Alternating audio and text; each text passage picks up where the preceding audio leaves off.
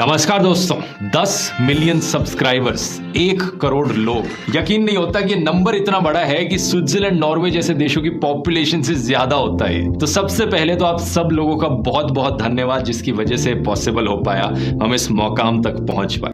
नमस्कार दोस्तों, भारत का एक ऐसा शख्स जिसने अपनी वीडियो और रिसर्च से भारत ही नहीं बल्कि पूरे विश्व में अपनी एक पहचान बना ली, वह शख्स है ध्रुव राठी। ध्रुव राठी का नाम आज हर सोशल यूजर्स की जबान पर है, लेकिन उनकी कहानी उतनी ही दिलचस्प है। आपको जानकर हैरानी होगी कि एक शरारती बच्चा सोशल मीडिया का सबसे बड़ा एजुकेटर और उनके जीवन का वो खास मोड़ जिसने उन्हें वीडियो बनाने के लिए मजबूर किया। तो आज हम सुनेंगे ध्रुव राठी की जबान से उनके बचपन से लेकर यूट्यूब जर्नी, रिश्ते और वह खास पल जिनके माध्यम से वो भारत के नहीं बल्कि पूरे विश्व के चर्चित सोशल एजुकेटर बने। तो अगर आप जानना चाहते हैं कैसे बना एक साधारण सा लड़का यूट्यूब का सुपरस्टार, तो वीडियो को अंत तक जरूर देखें। दोस्तों, वीडियो को आगे बढ़ाने से पहले मैं आपको बता दूं कि ध्रुव राठी की नेटवर्थ कुल संपत्ति वर्ष 2024 में 60 करोड़ प्लस है और एक महीने का इनकम 50 लाख प्लस है और एक साल का इनकम 6 करोड़ प्लस है। कहने की बात यह है कि इस आय का स्रोत केवल यूट्यूब और ऑनलाइन कोर्सेस हैं। तो चलिए ध्रुव राठी की जवानी सुनते हैं, ध्रुव राठी की कहानी। नमस्कार दोस्तों, 10 मिलियन सब्सक्राइबर्स, 1 करोड़ लोग। यकीन नहीं होता कि नंबर इतना बड़ा है कि स्विट्जरलैंड, नॉर्वे जैसे देशों की पॉपुलेशन से ज्यादा होता है। तो सबसे पहले तो आप सब लोगों का बहुत बहुत धन्यवाद, जिसकी वजह से पॉसिबल हो पाया, हम इस मुकाम तक पहुंच पाए। दूसरा, मैंने सोचा कि क्यों ना इस ओकेजन पर कुछ स्पेशल किया जाए। अपने हिस्ट्री वीडियोस में मैंने आपको इतिहास के छोटे बड़े बहुत किस्से सुनाए हैं, तो मैंने सोचा क्यों ना अपने अतीत की बात करी जाए, क्यों ना मैं आपको अपने बचपन की ऐसी वीडियोस दिखाऊं और ऐसे किस्से सुनाओ जो आज से पहले मैंने कभी पब्लिक नहीं किए। आइए आज के वीडियो में मैं आपको एक सफर पर लेकर चलता हूं अपनी जिंदगी के। ये कहानी शुरू होती है अक्टूबर 1994 में। हरियाणा के शहर रोहतक में मेरा जन्म होता है, एक छोटे से मिडिल क्लास परिवार में। मेरे पेरेंट्स काफी यंग थे, करीब 24-25 साल के होंगे। मेरी मम्मी एक टीचर की नौकरी कर रही थी और मेरे पापा एक इंजीनियर थे। कुल मिला के इनकी तनख्वाह होगी करीब 4000 रुपए महीने की। ज्यादा वीडियोज नहीं मिलेंगे उस समय के, क्योंकि कोई वीडियो कैमरा होता नहीं था। कुछ फोटोज जरूर हैं जैसे कि ये, लेकिन मैंने अपने पेरेंट्स का चेहरा ब्लर कर रखा है प्राइवेसी के लिए। बचपन में दोस्तों मुझे बहुत ट्रैवल करने को मिला। हालांकि मुझे कुछ भी याद नहीं उस समय का, क्योंकि मैं बिल्कुल ही छोटा दूध पीता बच्चा था, लेकिन आपको ऐसी कई फोटोज मिलेंगी श्रीनगर की बर्फ से लेकर जैसलमेर के रेगिस्तानों में। इसके पीछे कारण यह है कि मेरे नाना एक्चुअली में बीएसएफ में नौकरी करते थे। और आपको तो पता ही होगा, अगर आपका कोई परिवार का सदस्य आर्मी में है, पोस्टिंग जगह जगह पर होती रहती है टाइम टू टाइम, इंडिया की अलग अलग जगहों में। यही कारण था कि मेरे पेरेंट्स अक्सर जब भी मेरे नाना नानी से मिलने जाते थे तो उन्हें ये सारी अलग अलग जगहें घूमने को मिलती थी। ऑफ कोर्स इन पहले कुछ सालों के बारे में मुझे कुछ याद नहीं। मेरी जो अर्लीस्ट मेमोरीज है वो एक्चुअली में रोहतक की है, रोहतक की झील में खेलते हुए और दादा दादी के घर पर खेलते हुए। कुछ सालों बाद मेरे पेरेंट्स रोहतक से दिल्ली मूव कर जाते हैं बेटर जॉब अपॉर्चुनिटीज के लिए। मेरे पापा को बेटर जॉब ऑफर करी जाती है बेटर सैलरी पर। वो मुझे बताते हैं कि 2002-2003 के अराउंड उनकी सैलरी पहुंच गई थी करीब 17,000 रुपए महीना। साल 2003 में एक बड़ा टर्निंग पॉइंट आता है जिंदगी में, जब मेरे पापा को और भी बेटर नौकरी ऑफर करी जाती है मलेशिया के शहर कुआलालंपुर में, और इसके चलते वो मलेशिया शिफ्ट हो जाते हैं। लेकिन मैं और मेरी मम्मी और मेरा भाई शिफ्ट नहीं होते, क्योंकि जो सैलरी ऑफर करी गई थी वो ज्यादा थी, लेकिन इतनी भी ज्यादा नहीं थी कि अगर पूरा परिवार वहीं रहने लग गया तो रहने का खर्चा बढ़ जाएगा और वो ज्यादा पैसे कैंसिल आउट हो जाएंगे। तो हम दिल्ली में ही रहते हैं, लेकिन साल में एक बार मलेशिया का चक्कर लगाते हैं। गर्मियों की छुट्टियों में पहली बार मुझे देश के बाहर जाने का मौका मिलता है। ये मेरी पहली फॉरेन ट्रिप होती है। 2003 की गर्मियों में करीब 1 महीना हम वहां बिताते हैं। नए देश में बहुत सी नई चीजें एक्सपीरियंस करने को मिलती है। मुझे याद है यहाँ पर पहली बार था कि मैंने अपनी जिंदगी में एक वॉफल खाया हो मेपल सिरप के साथ, बहुत पसंद आया। और यहाँ पर पहली बार था कि मुझे लीगो के खिलौनों के साथ खेलने को मिला हो। इन खिलौनों ने बहुत बड़ा इंपैक्ट डाला मेरी जिंदगी पर, ये आगे आप कहानी में देखेंगे। लेकिन मलेशिया पहली बार था कि मेरे परिवार ने एक डिजिटल कैमरा खरीदा, तो इस समय की कुछ वीडियोस जरूर मिलेंगी।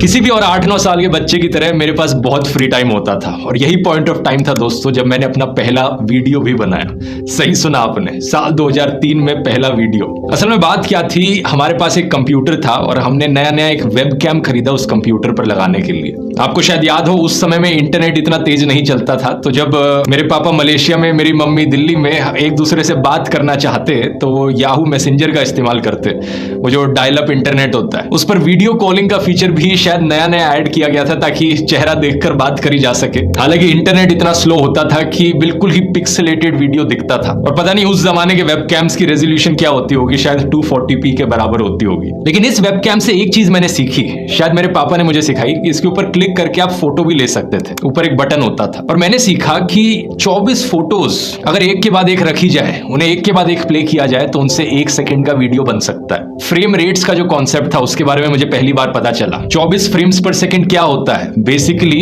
1 सेकंड के वीडियो में 24 फोटोज होती हैं। मेरे दिमाग के लिए बहुत ही माइंड ब्लोइंग चीज थी क्योंकि मैंने रियलाइज किया कि मैं अपनी एनिमेटेड फिल्में खुद बना सकता हूँ। क्ले याद है ना, क्ले से तो आप में से हर किसी ने खेला होगा। तो मैंने कैरेक्टर्स बनाए क्ले से, उनके पीछे एक व्हाइट शीट रखी पेपर की बैकग्राउंड के तौर पर और फिर मैंने वेबकैम का इस्तेमाल किया एक फोटो खींचने के लिए। फिर मैंने उस क्ले के कैरेक्टर को थोड़ा सा हिलाया, एक और फोटो खींची, थोड़ा सा और हिलाया, एक और फोटो खींची। ऐसे ही करते करते मैंने करीब 50-60 फोटो खींची और 1-2 सेकंड का वीडियो बन गया जिसमें ये क्ले से बने कैरेक्टर्स अपने आप हिल रहे थे। इसे क्लेमेशन कहा जाता है। जो वीडियो बना वो कुछ ऐसा था।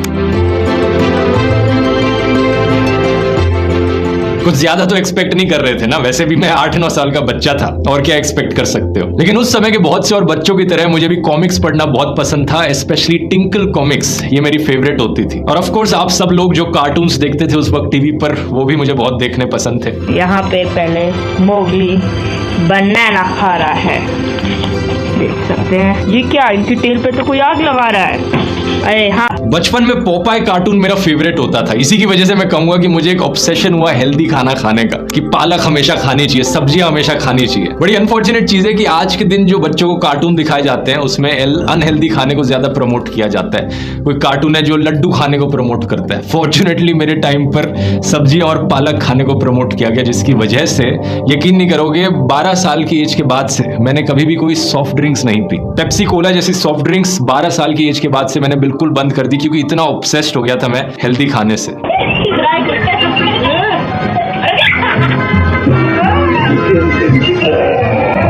साल 2008, करीब 14-15 साल की उम्र पर रीडिंग एक मेरा पैशन बना। किताबें पढ़नी मुझे बहुत पसंद आने लगी और इसका क्रेडिट मैं दूंगा सिर्फ और सिर्फ सत्यजीत रे की किताबों को। अगर आप इस पॉइंट ऑफ टाइम पर मुझसे पूछते कि बेटा बड़े होकर क्या बनना चाहोगे, तो मेरा जवाब होता एक क्रिमिनल इन्वेस्टिगेटर या डिटेक्टिव। ऐसा इसलिए क्योंकि फेलूदा की किताबें मुझे बड़ी पसंद आई थी। हर रोज दिन प्रतिदिन मैं यही डिटेक्टिव की किताबें पढ़ता था, तो मेरे दिमाग में यही चलता रहता था। ऑफ कोर्स जल्द ही मैंने रियलाइज किया कि डिटेक्टिव्स आज के दिन वैसे नहीं होते जैसे किताबों में दिखाए जाते हैं। थोड़ी बहुत इंटरनेट पर रिसर्च करके पता चला कि ज्यादातर प्राइवेट डिटेक्टिव्स आज के दिन जो हायर किए जाते हैं वो हस्बैंड या वाइफ के द्वारा किए जाते हैं लव अफेयर्स के मैटर्स में। और पुलिस में जो सीरियस इन्वेस्टिगेटर्स काम करते हैं वो उस तरीके से नहीं करते जैसा इन किताबों में दिखाया जाता है। तो ओवरऑल एक बहुत ही बुरा करियर ऑप्शन। लेकिन इसी टाइम के अराउंड मेरा मैकेनिकल रोबोट्स में भी इंटरेस्ट जागा।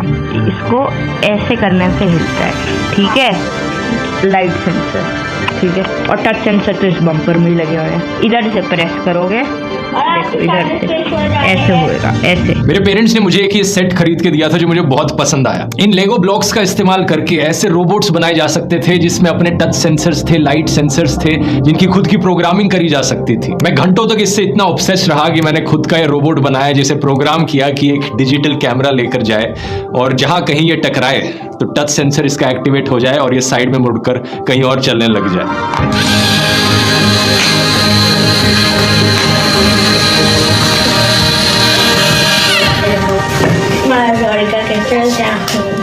अब ऐसा नहीं है कि कोई मैं बड़ा पैदाइशी जीनियस था या कोई टैलेंटेड लड़का था। अगर आप मेरे पढ़ाई में मार्क्स देखते तो स्कूल में मैं एक बड़ा एवरेज, अबव एवरेज बच्चा कहूंगा। 70-80% मार्क्स आते थे पढ़ाई में। मेरा बस ये मानना है कि अगर ऐसे खिलौने किसी भी बच्चे को दिए जाए और अगर वो बच्चा इनफ टाइम स्पेंड करे इसके साथ, तो कोई भी ऐसी चीजें बना सकता है। और थैंकफुली कोई सोशल मीडिया नहीं था मुझे डिस्ट्रैक्ट करने के लिए और टाइम वेस्ट करने के लिए, जिसकी वजह से इन चीजों में टाइम स्पेंड हुआ। 2 साल फास्ट फॉरवर्ड करें साल 2010 में। अगर आप 2010 में मुझसे पूछते कि बेटा बड़े होकर क्या बनना चाहते चाहते हो तो मैं जवाब देता एक नेशनल ज्योग्राफिक या डिस्कवरी चैनल पर टीवी होस्ट। इस समय पर टीवी पर मेरी सबसे पसंदीदा चीज थी इन चैनल्स पर जो प्रोग्राम्स आते थे, जैसे कि बेयर ग्रिल्स का man versus wild TV show, या फिर ट्रैवल एंड लिविंग चैनल पर वो शोज जहां पर अलग अलग देशों को, अलग अलग होटल्स को एक्सप्लोर किया जाता था। लकीली आज के दिन मैं अपने ब्लॉग चैनल पर बहुत सिमिलर चीजें करने लग रहा हूं और बहुत फॉर्चुनेट मानता हूं मैं अपने आप को कि ये मौका मुझे मिल पाया। लेकिन उस समय पर मुझे कोई आइडिया नहीं होता कि इस करियर ऑप्शन को कैसे चूज करना है। आखिर इन टीवी चैनलों के जॉब इंटरव्यूज भी कैसे मिलेंगे? अगर एक करियर पाथ चूज करना है तो क्या करना चाहिए, क्या पढ़ाई करनी चाहिए आपको? बिल्कुल कोई आइडिया नहीं होता। दिसंबर 2011 अन्ना हजारे, अरविंद केजरीवाल और कई और सोशल एक्टिविस्ट धरने पर बैठते हैं देश में हो रही करप्शन के खिलाफ। मीडिया में इन प्रोटेस्ट को कमाल की पॉजिटिव कवरेज मिलती है, जो कि आज के दिन इम्पॉसिबल है इमेजिन करना कि किसी भी प्रोटेस्ट को इतनी पॉजिटिव कवरेज दे मीडिया। लेकिन दोस्तों यही कारण था कि मेरा पॉलिटिक्स में इंटरेस्ट जागता है, इकलौता कारण। क्योंकि दोस्तों मेरे परिवार में, मेरे रिश्तेदारों में, दूर दूर तक के रिलेटिव्स में कुछ सिंगल इंसान तक नहीं है जिसका पॉलिटिक्स से कोई भी रिश्ता हो। Zero political connection. ये बात उन लोगों के लिए जरूरी है जो मेरे बारे में अफवाहें फैलाते हैं कि मेरा इस पॉलिटिकल पार्टी से रिलेशन है, मेरे परिवार का कोई सदस्य इस पॉलिटिकल पार्टी में। ऐसा कुछ भी नहीं है। 2011 से पहले तो मुझे खुद जीरो इंटरेस्ट था पॉलिटिक्स में। ट्रेडिशनली ज्यादातर हरियाणवी परिवारों में दो प्रोफेशन सबसे ज्यादा कॉमन रहे हैं, एक है एग्रीकल्चर और दूसरा है आर्म्ड फोर्सेस। और यही चीज मेरी फैमिली में भी आपको देखने को मिलेगी। 3 लोग मेरे परिवार के क्लोज रिलेटिव्स आर्मी में हैं, मेरे नाना, मेरे मामा और एक मौसा। कई लोग खेती करते हैं। इनफैक्ट इंजीनियर बनना भी एक रेयर चीज थी मेरे पापा के लिए अपने समय में। एनीवेज अपनी कहानी पर वापस आऊं तो 2012-13 के बाद पॉलिटिक्स में मेरा इंटरेस्ट और ज्यादा बढ़ गया जब पहली आम आदमी पार्टी की सरकार बनती है दिल्ली में। फेमस 49 डे गवर्नमेंट बनती है अरविंद केजरीवाल की, और साल 2014 में जब नए प्रधानमंत्री बनते हैं नरेंद्र मोदी, मेरा इंटरेस्ट और ज्यादा बढ़ जाता है पॉलिटिक्स में। बहुत से लोगों की तरह मुझे बहुत खुशी हुई है देखकर कि कांग्रेस पार्टी पावर से हट गई और एक ऐसे इंसान पावर में आए जिन्होंने प्रॉमिस किया कि 100 दिन के अंदर अंदर ये काला धन वापस ले आएंगे, करप्शन खत्म कर देंगे। उस वक्त जो मेरी पॉलिटिकल आइडियोलॉजी थी वो 100% एंटी कांग्रेस थी। मुझे बिल्कुल नफरत थी कांग्रेस पार्टी से, क्योंकि मीडिया और टीवी चैनलों में यही दिखाया जाता था। वो तो बाद में चलकर ही था कि मुझे पता चला कि किस हद तक ये मीडिया बिक सकता है। लेकिन उससे भी पहले मुझे सिर्फ कुछ महीने का ही समय लगा ये रियलाइज करने में कि यहाँ पर क्या खेल खेला जा रहा है। कोई काला धन वापस नहीं आने वाला है। इनफैक्ट आरटीआई को डाइल्यूट किया जाने वाला है। पॉलिटिकल पार्टीज के लिए फॉरेन फंडिंग को लीगलाइज किया जाने वाला है। करप्शन अब और बड़े स्केल पर होगी, लेकिन छुपा कर करी जाएगी, मीडिया को खरीद कर करी जाएगी। और यही सब होता देखकर फ्रस्ट्रेशन में आकर मैंने अपने पहले कुछ वीडियोस डाले यूट्यूब चैनल पर। लेकिन पॉलिटिक्स की बात बहुत हुई। चैनल पर एक्चुअली में जो सबसे पहला वीडियो डाला गया था वो एक ट्रैवल ब्लॉग था साल 2014 में।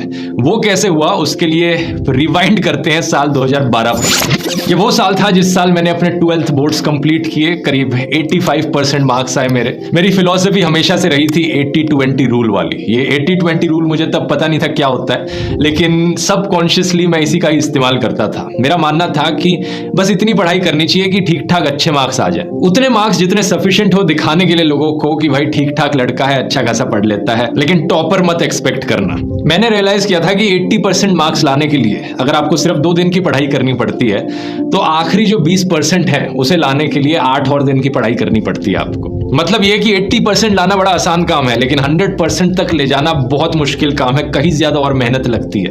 क्यों करें ये मेहनत? मुझे टॉपर बनने में इंटरेस्ट नहीं था। अब आप बोलोगे कि ऑब्वियसली अच्छे कॉलेजेस में एडमिशन लेने के लिए मेहनत करें, नहीं तो एडमिशन नहीं मिलना। बात बिल्कुल सही है, लेकिन मुझे इतना इंटरेस्ट नहीं था अच्छे कॉलेज में एडमिशन लेने में, और पेरेंट्स की तरफ से कोई ज्यादा प्रेशर नहीं था इस चीज को लेकर। थैंकफुली पेरेंट्स को लगा था कि हाँ ठीक है, टॉपर नहीं है लेकिन ठीक ठाक है पढ़ाई में, तो कहीं ना कहीं कुछ ना कुछ तो मिल ही जाना है। ये बाद में चलकर ही था दोस्तों कि मैंने 80-20 रूल के बारे में सीखा और जिंदगी में इसे अप्लाई करना शुरू किया। ये रूल बेसिकली कहता है कि आपको जिंदगी में हर चीज में 100% परफेक्ट होने की जरूरत नहीं है। इंस्टेड कम से कम टाइम लगाकर 80% परफेक्ट हो जाओ और बहुत सी चीजों में जिंदगी में वो काफी होगा। ऑब्वियसली अगर आपका पर्पस है एक टॉपर बनना, तो आपको ऑब्वियसली 100% परफेक्ट होना चाहिए पढ़ाई में। लेकिन ये एक ऐसी स्ट्रैटेजी है जिसका जिंदगी के हर एस्पेक्ट में यूज किया जा सकता है। इसकी बात मैंने डिटेल में करी अपने टाइम मैनेजमेंट वाले कोर्स में। अगर कहानी पर वापस आए तो सवाल ये उठता है कि 12th के बाद फिर मैंने किया क्या। मैं अपने सारे ऑप्शंस ओपन रखना चाहता था। मैंने अलग अलग कॉलेजेस के टेस्ट दिए, जैसे कि मणिपाल यूनिवर्सिटी, IIT का एग्जाम दिया, जेई का एग्जाम दिया। उस वक्त ये दोनों अलग होते थे, लेकिन अनफॉर्चुनेटली कोई भी रैंक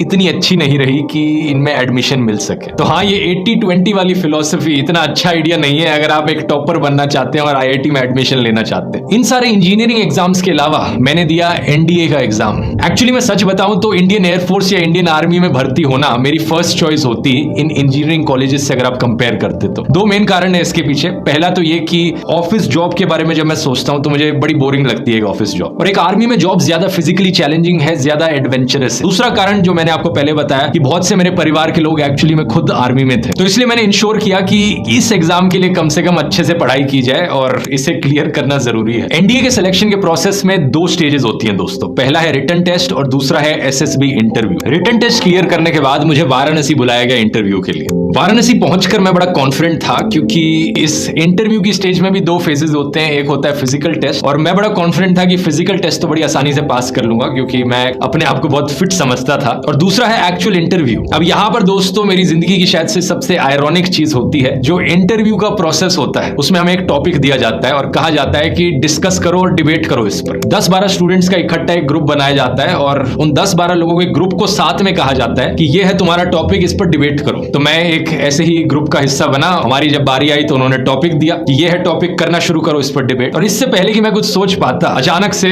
कुछ लड़के बड़ी तेज तेज जोश के साथ डिबेट करने लग गए। मैंने एक की तरफ देखा, फिर दूसरे की तरफ देखा, और बीच में 1-2 सेंटेंसेस में बोल पाया कि हाँ भाई मैं भी इससे सहमत हूँ, आई एग्री या आई डिसएग्री, और पलक झपकते ही वो डिबेट खत्म भी हो गई। प्रॉब्लम ये थी कि उस समय पर मैं बात करने में इतना अच्छा नहीं था, मैं बहुत धीरे धीरे बात करता था। और इस इंटरव्यू में वो चाहते थे ऐसे लोग जो बड़े स्ट्रेट बोले, लाउडली और क्लियरली बात करें, जिनकी आवाज में थोड़ा दम हो। और मेरा बोलने का स्टाइल पता है कैसे था? कुछ ऐसे था।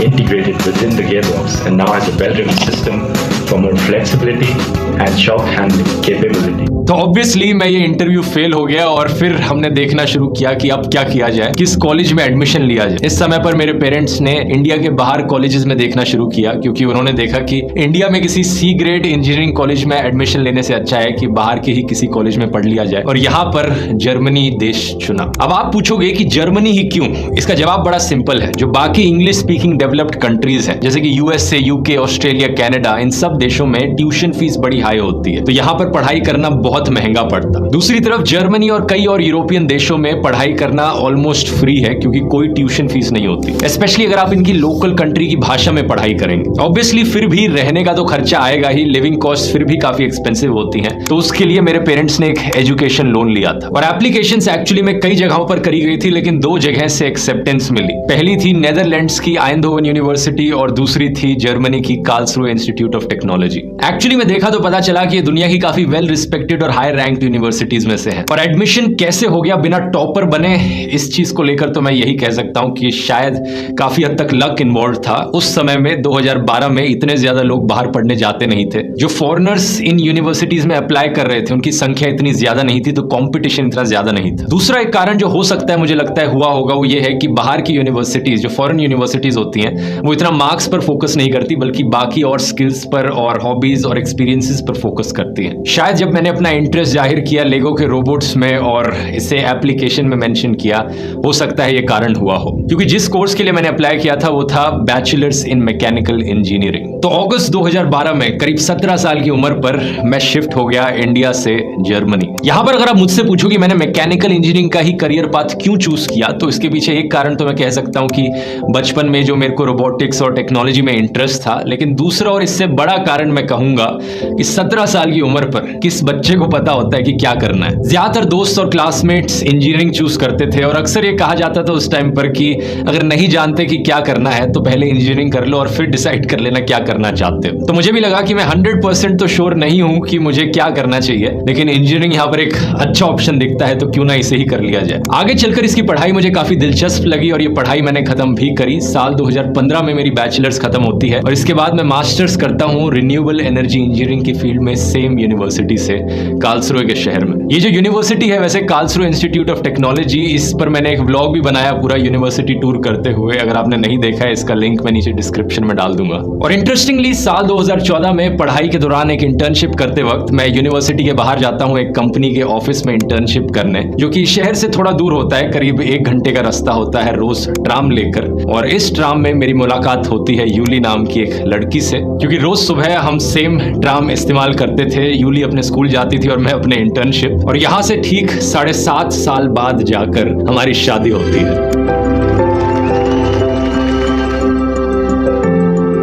2014 वही साल होता है जिस साल मैंने YouTube पे अपना पहला वीडियो भी अपलोड किया। ये चीज एक्चुअली में कुछ महीने बाद होती है यूली से मुलाकात करने के, लेकिन यही टाइम था जिस समय के बीच YouTube से भी मेरी फैसिनेशन बढ़ी। मैंने इस चीज को डिस्कवर किया कि ऐसा भी एक प्लेटफॉर्म एग्जिस्ट करता है, और क्योंकि वीडियोस बनाने का शौक तो मुझे बचपन से था ही, मैंने इस प्लेटफॉर्म का इस्तेमाल करना शुरू किया और फिर जाकर रेगुलरली वीडियोस अपलोड करने शुरू किए। 2017 में 50,000 सब्सक्राइबर्स का मार्क क्रॉस हो गया था, लेकिन मेरे पेरेंट्स को लगता नहीं था कि एक्चुअली में करियर ऑप्शन बन सकता है। ऊपर से मेरा भी मानना था कि चलो करियर ऑप्शन बन भी जाएगा, लेकिन शायद एक रिस्पेक्टेबल अमाउंट ऑफ इनकम यहाँ से कभी ना आए, इसलिए अपनी पढ़ाई को कंटिन्यू रखना चाहिए। और आगे चलकर 2018 में मैंने अपनी मास्टर्स भी खत्म करी, उसके बाद एक और बैचलर्स करी मैंने इकोनॉमिक्स और बिजनेस मैनेजमेंट की फील्ड में, और ये वाली तो सिर्फ इंटरेस्ट के लिए करी गई थी प्योरली, ताकि मैं जो वीडियोस बना रहा हूँ उन्हें बेहतर तरीके से बना सकूं और ये काम बेहतर तरीके से करता रह सकूं। इस पूरे टाइम के दौरान 2017-18 के बाद से YouTube को मैंने नंबर 1 प्रायोरिटी दी है और पढ़ाई को सेकंड नंबर पर रखा है, क्योंकि अंदर ही अंदर ये मेरा पैशन था और मुझे लगता था कि नहीं,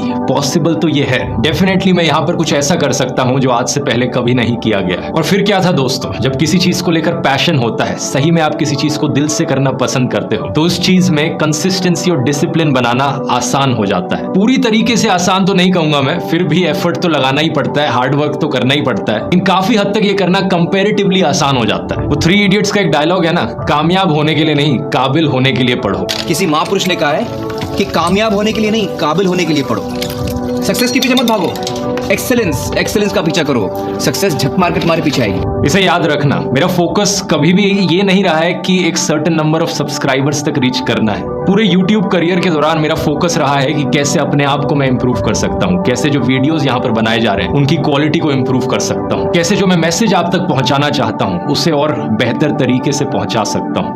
तो दोस्तों, अगर वर्तमान की बात की जाए तो ध्रुव राठी के कुल सब्सक्राइबर 26 मिलियन है और यह यात्रा अभी भी जारी है। आपको ध्रुव राठी की कहानी कैसी लगी आप कमेंट में जरूर बताएं। वीडियो पसंद आई हो तो वीडियो को एक लाइक भी अवश्य करें। चैनल में पहली बार विजिट किया है तो चैनल को सब्सक्राइब अवश्य करें। इसी तरह की फिर एक नई वीडियो लेके आपके सामने उपस्थित होगा। तब तक के लिए बाय एंड टेक केयर। नमस्कार।